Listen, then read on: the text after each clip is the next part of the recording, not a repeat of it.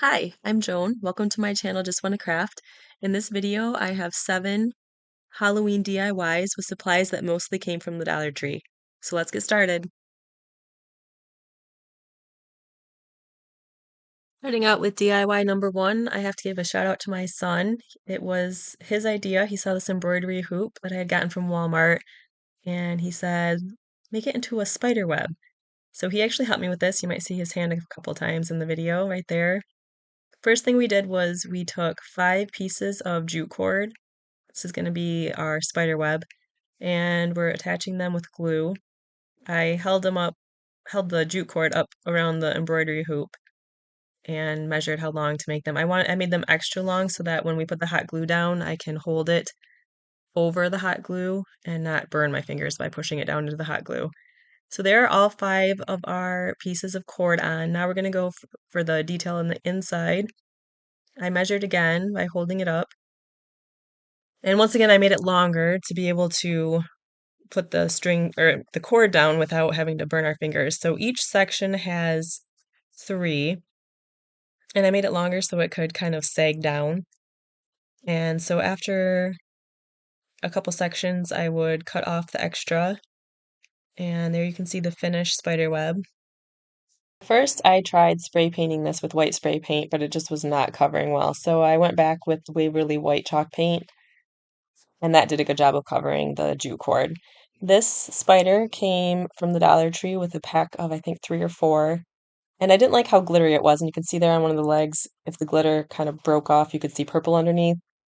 So I covered it with ink, chalk paint by Waverly, and I liked how it still looked a little fuzzy with that glitter underneath. Here I'm cutting off any little fringes of the jute cord after painting it.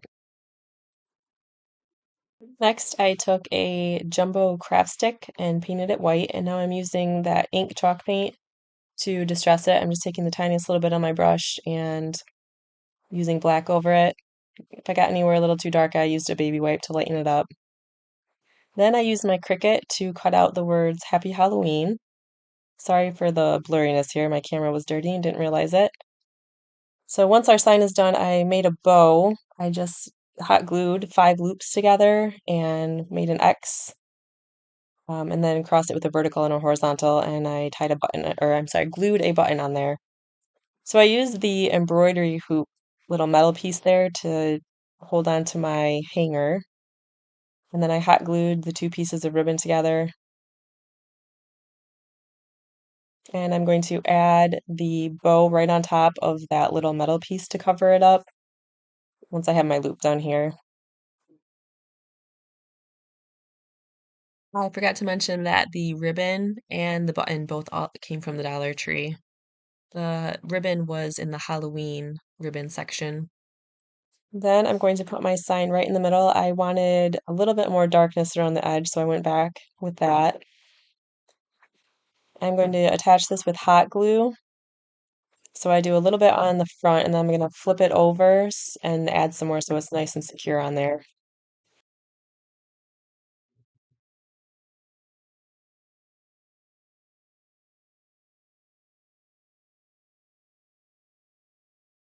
Once that's done, I finish it off by adding my spider on. It worked really well because there was a clip right on the spider.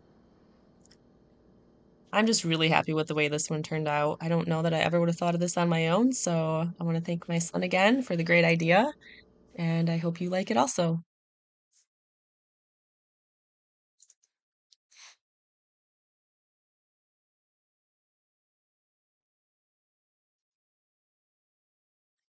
For craft number 2, I am starting with this large spider from the Dollar Tree. It was $1.25. And it looked a little too shiny for me. I wanted it to look a little more realistic. So I took black paint and mixed in a good amount of baking soda. I guess the best way I could describe it was kind of like sludge. It was very thick, and that's how I wanted it to make this spider really textured, kind of look like it was furry. So I covered the whole spider, legs and everything, just with one coat. And it was pretty messy. Some of my paint was falling off. So once it was dried, I went back in with a skewer and I'm going through each of these little openings and scraping off the paint that got stuck in there. And then I'm gonna flip it over and do the same thing on the other side. Just going through each opening, using the skewer to run along the edge. So when I found this spider and had this idea, I wanted to have a white line to really bring out the openings on the back of the spider and the cool details on it. But my thick paint didn't allow me to get the thin line that I wanted, so I wasn't really happy with how this looked. So I'm coming back over it with more of that black paint. I just kind of go over the whole spider, toning down that white. I think I came back in with some gray also. This gray that I'm using on the legs of the spider, going in between so you can see the segments there. I didn't film it for some reason, but I also used that same gray to go over the eyes of the spider. And with that, this spider is done. There you can see the gray on the eyes.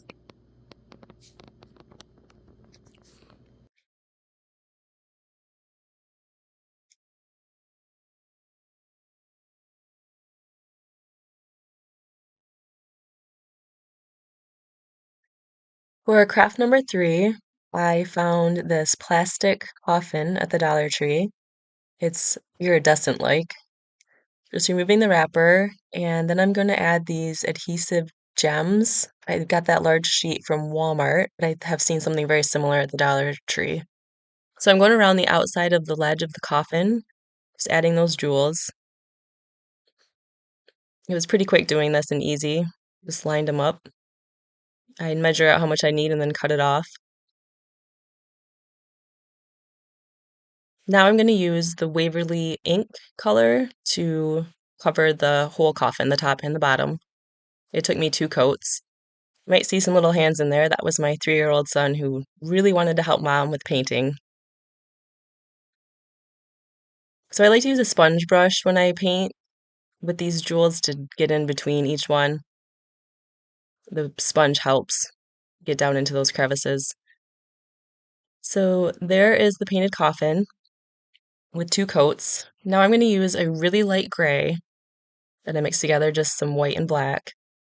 And I'm going to take just a little bit of paint on my brush and I'm going to go over the top of the skeleton. It was really fun seeing this skeleton just start to pop off the coffin as I went over it.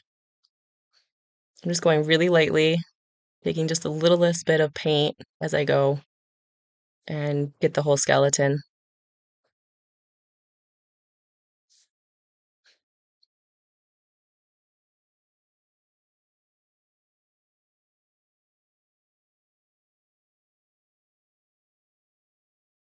So I kept going over it a little bit till it was the lightness that I wanted, and so the skeleton looked light enough on top of the coffin. Then I go over the gems on the outside, and then I'm just going to take really lightly brush strokes and go around pretty much all the rest of the coffin on the sides and on the top.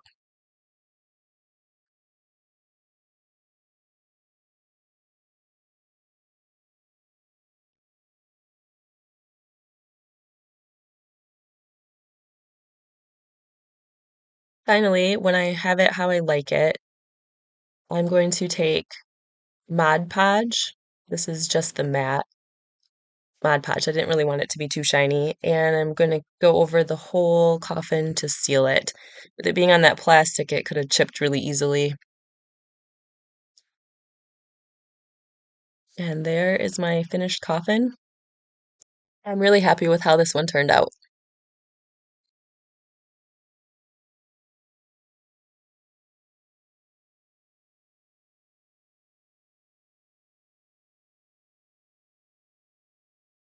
For my next craft, I'm going to make a no-sew pillow. I have these 3 pieces of fabric that I got at Dollar Tree, 2 black and 1 white.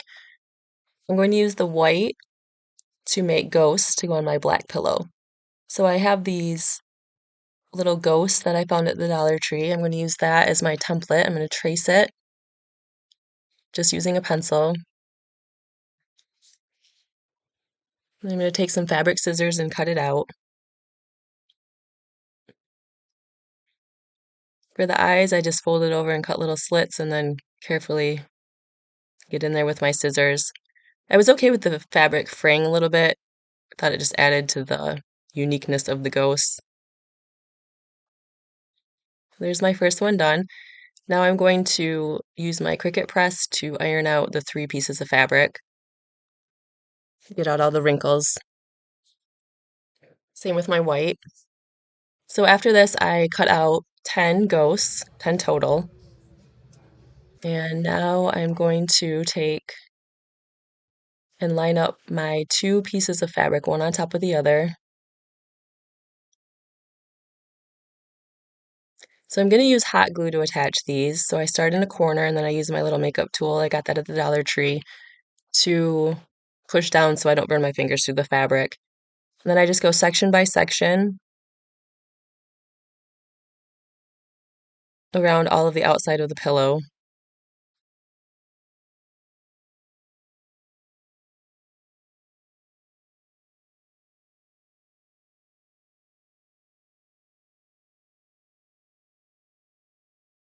When I get to the last side, I'm going to leave a gap so I can fill my pillow and stuff it with the polyfill. So there you can see my gap. And I thought, oh, I could, still a little too big. I could close it up a little bit more. Now, once I have that done, I'm going to reach my hand inside and flip it around,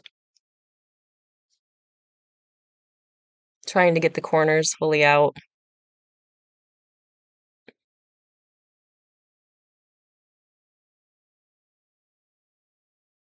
So now I'm going to iron it once again to try to get out all the last wrinkles. I'm going to place my ghost down, start with this pattern, and then I'm going to go back and use a ruler to make sure that they're evenly spaced. I'm just kind of eyeballing it with the previous row as I lay them down. And then I'm going to take my ruler, just make sure stuff is lined up. So now that I have everything perfectly lined up, I'm taking this tacky glue. This worked really well with this fabric. And so I hold the ghostin down and just flip over half of it. I'm using a paintbrush to get that glue on. And this process worked really well so that my ghost stayed in place. It was a little thick putting on that tacky glue, but it worked pretty well with the paintbrush. So now I have polyfill. I got this bag from Hobby Lobby. It's $3.57. And I'm just going to stuff into that hole that I left open until it's the thickness that I like.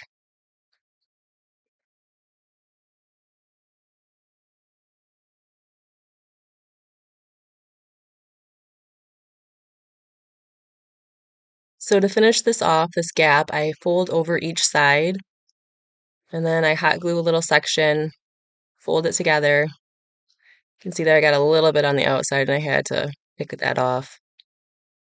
And then I used the clamps to hold it down till it was dry. And that finishes my pillow.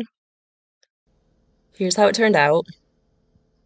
I think looking back, I would rather make it just a square, maybe take off that last row or the last column of the ghosts, make it more square-like.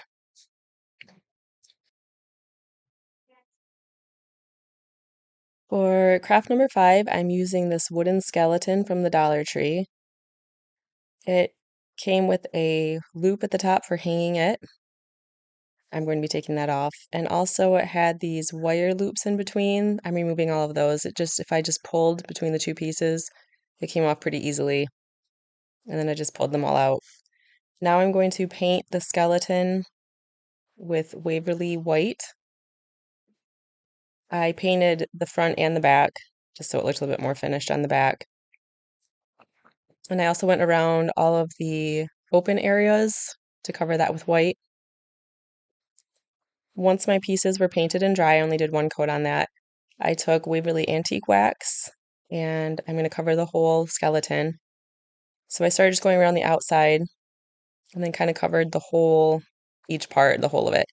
And I go back in with my baby wipe. A lot of times with this antique wax, I like to just use my finger. I find I can just control better where it goes. So I go around each of the eyes and all the openings on the face, kind of smudge it or wipe it off with the baby wipe. And moving on to the main part, the rib cage. I did a line along the middle. So I just wanted the littlest bit of wax on my sponge brush, and I kind of dabbed off the extra each time I went in to get more. For each of the limbs, I just really quickly brushed all the way along it and kind of went around the outside. Now I'm going to attach each of the pieces together with wood glue, and I used a little Q-tip there to hold my head up level with the middle section. I wiped away any extra glue. And then as I went, I just kind of placed the pieces how I liked the way it looked.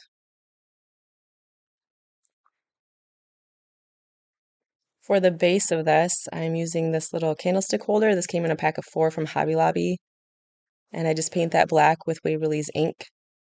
And then I had a wooden skewer there, also painted that black in the ink color. So I'm taking the floral foam here, and you can kind of see how I used the candlestick to push in for an indent to see how big to make it. I just made that level. Now, I didn't do this at first, and it was a mistake. Make sure to glue. I had to go back and glue the foam into the bottom of the candlestick, otherwise the skeleton would just tip over. And then I topped that off with moss to cover the green.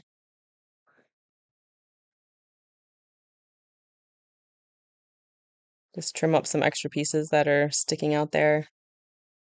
Once the wood glue dried on that, I attached the skewer to the skeleton with wood glue. I have this little bow I made. I was trying to decide if I wanted it to be a boy or a girl. I, in the end, decided to make it a girl. Add a little bow. Also, when I didn't do this the first time either, but I went back later and put glue in that hole. And there is my finished skeleton.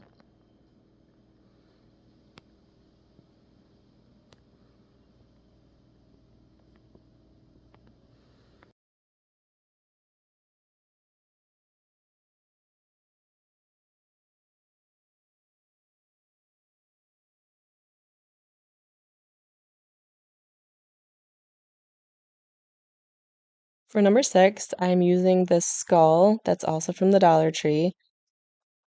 I took off the sticker first on the bottom and I'm painting it gray, so it's a little bit more of a gray color. The other color to me was just, I didn't like it as well, and I knew I was going to be covering this with a napkin, and I wanted to match my napkin better. So I do one coat of this gray, I just mix together some white and black. Then I'm using these napkins from the Dollar Tree also. I wanted the spider webs in that design to match up on the top of the head. So what I did first is I cut the napkin into 4 pieces. With the curve of the head of the skull, I needed it to be cut apart. Before I add the napkin, I'm going through and adding in those black areas again because I know it'll kind of show through the napkin and I wanted that look. So I'm using Mod Podge and I just put it directly on the skull and use a brush. And then after I have my napkin placed where I want it, I'm going to go over the top of the napkin with the Mod Podge.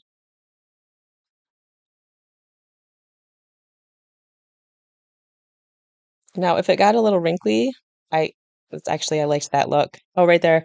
It's important to take off the second ply of the napkin before starting. So now I'm just trying to match up on the top to get that design right in the middle.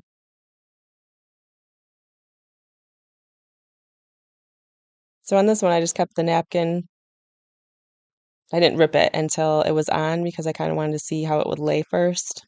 And I took off all that extra design. I didn't want any of the skeleton or the books on there. So now I have my front piece, and you can see how the design came together on the top.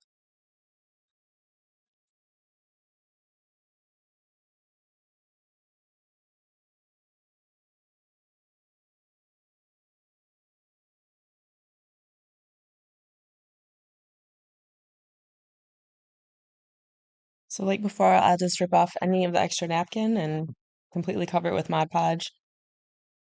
In the eyes, I wanted there to be spiders, so I just ripped off the little small section of napkin with the spider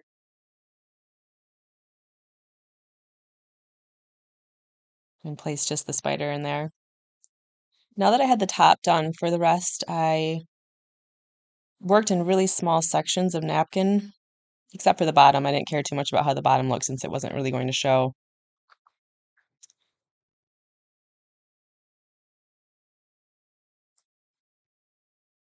You can just kind of see the process I used.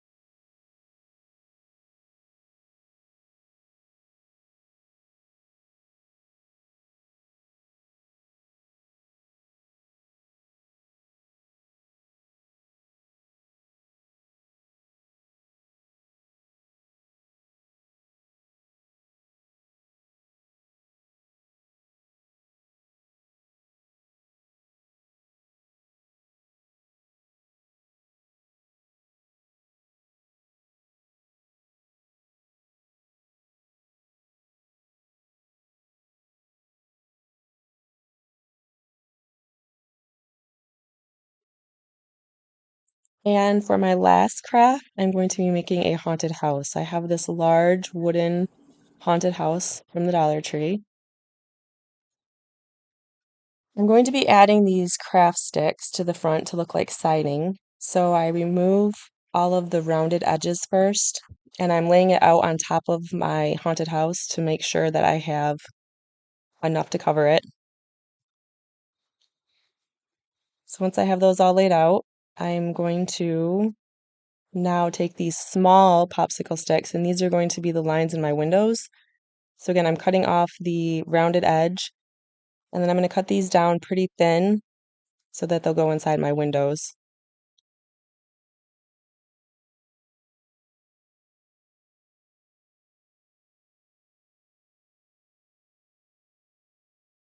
So there you can see how they'll look inside the window, and I have all of them cut. Now it's going to be time to start painting. So I remove that little tag. I'm going to use Waverly ink to cover my haunted house first. I started with just this regular brush, and then as I was trying to do the sides of the house, it just wasn't working very well for me. So you can see I'm going to switch to a sponge brush right there, which helped the paint go on a lot better. It only took one coat to fully cover this. Once I have that painted, I'm going to I wanted a dark gray for my sticks that are going to be the siding. So when I finally get the color gray I like, I'm just going to paint one coat on each of my sticks, also with the smaller ones for the windows. Now, I already started covering some of my house here. Here's the process. I would hold the stick on, flip it over, and make lines where I needed to cut it, and then I would go with my razor blade and then cut it to the correct shape or size. Once it was cut, I had some of my leftover paint and I would go over where the cut marks had been made so that it was all gray also. Sometimes the wood would splinter a little bit. That was okay with me because it just added character to my haunted house. So then I attached the piece with wood glue. I forgot to paint that side. And then once that was done, I'd move on to my next piece, holding it up, flipping it over to make a mark on the back, and As I put the sticks down, I tried to make them look a little crooked and not perfect. It's kind of the nice thing about this project was nothing really had to be perfect. Now I'm making a lighter gray, and I'm going to use this to go over just very like dry brushing, very little amount of paint to age my haunted house. Next, I'm going to add the lines to the windows. So I started with the line going up and down, and then I cut the other piece in half.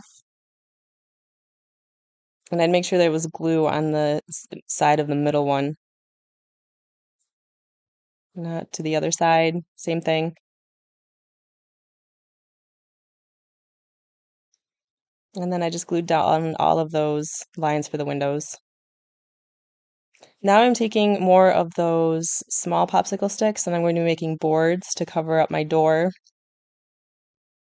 So I'm just measuring and cutting them to the length I want. Here I'm laying them out, seeing the way I like the way they look.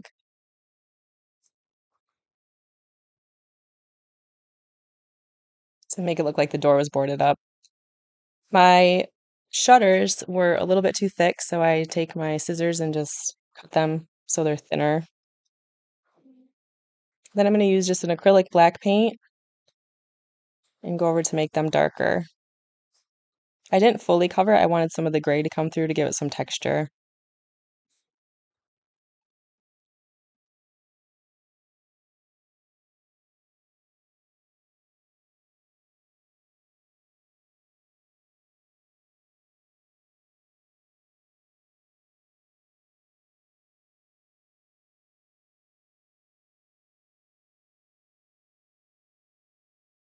So I painted all my shutters, and then I add more of that light gray to my boards for my door to make them look weathered and older. If anything got a little too heavy, I just kind of rubbed it out with a baby wipe.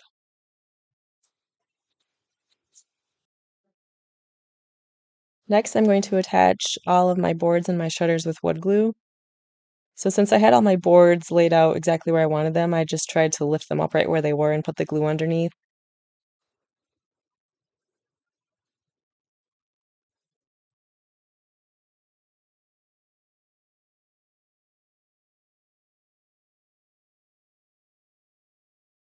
As I put the shutters down, I tried to make them look a little crooked, broken maybe. So here I'm taking cheesecloth. These are going to become my curtains. And I just cut a thin little piece and kind of fray it on the end. And then I'm going to attach it on the back. I'm just using tape for this. I wasn't really too concerned about how the back of my haunted house looked, and that was the easiest. So I would place it in the front, kind of through those sticks in the middle of the window, and then flip it over and tape it down. And I'm just trying to place it how I want it. For the door, I'm taking this ribbon, also from Dollar Tree, and I'm going to cut a piece out to cover the door and tape it on the back.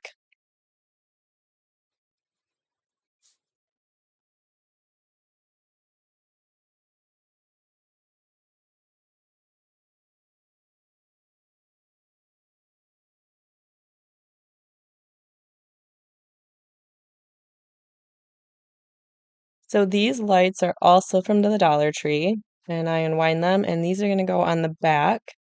I'm also going to put these down with tape.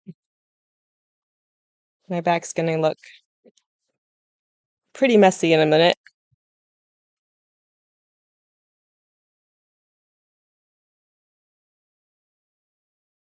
So I tried to get a light next to each window so it would shine through. Just kind of going one at a time. And then I ripped my tape in half. It was a little too thick, so I could get a thinner line in there.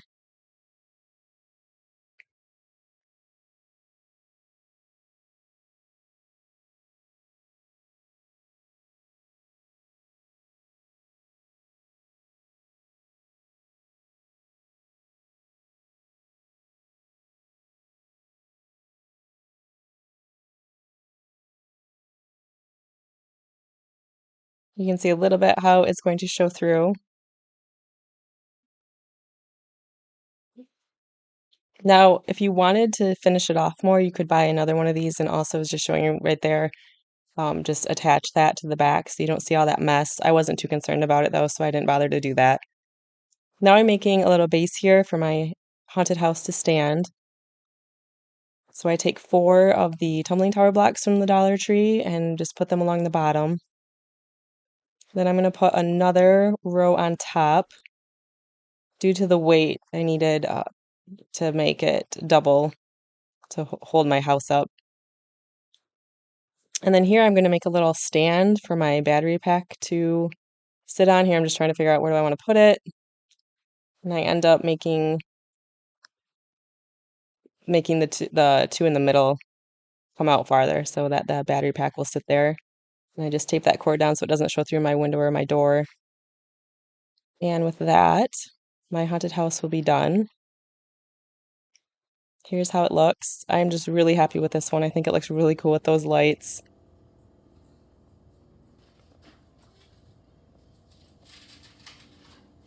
And that is it for my Halloween DIY video. I hope you enjoyed.